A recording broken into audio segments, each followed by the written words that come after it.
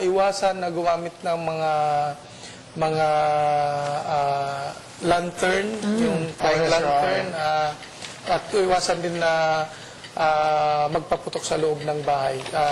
Pagka meron namang naputukan ng kamay, kahit walang sugat na nakikita, ay hugasan maigi at saka dalhin agad sa hospital para mabigyan ng paunang lunas. Dahil ito, tetano naman ang maaaring mangyayari doon. Or kung maaari, sir, tutrotot na lang. In the first place, sayang yung pera, sinusunog. Turotot, kaldero, ayun.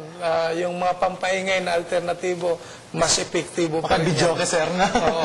Maraming salamat po, Colonel Romel Trajo, ang City Fire Marshal ng Batangas City Bureau of Fire Protection. Thank you very much din sa ABS-CBN sa tulong na pag-disseminate ng information. Thank you. Itong oras ni Juan, ako si Ernie Manyo. Maraming salamat po. In the service of the Filipino people in Southern Tagalog.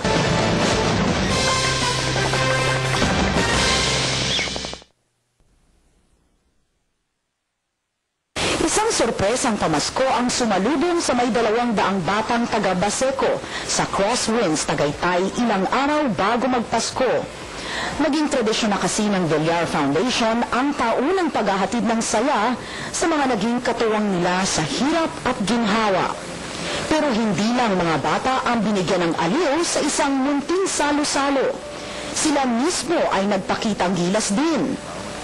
Hindi mawawala sa eksena ang paboritong imahe ng mga bata, si Santa Claus.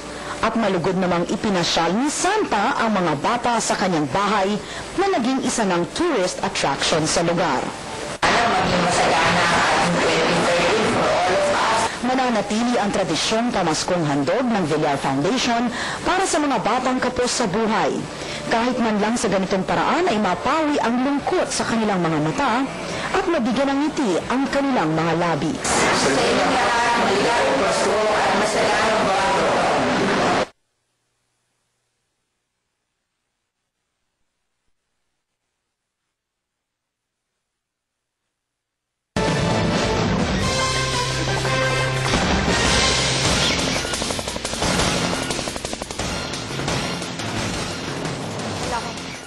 Binawi na ni Nara Palawan Mayor Clarito Di Maala Jr. ang kanyang kandidatura sa pagkakongresista ng Palawan 2nd District.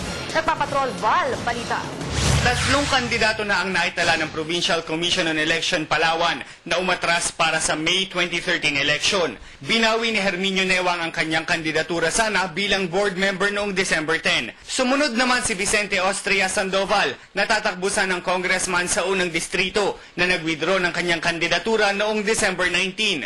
Pinakahuli ang incumbent mayor ng bayan ng Nara na si Clarito Di Maala Jr. natatakbo sana bilang congressman sa ika-2 distrito. Naipadala na ng COMELEC Palawan ang mga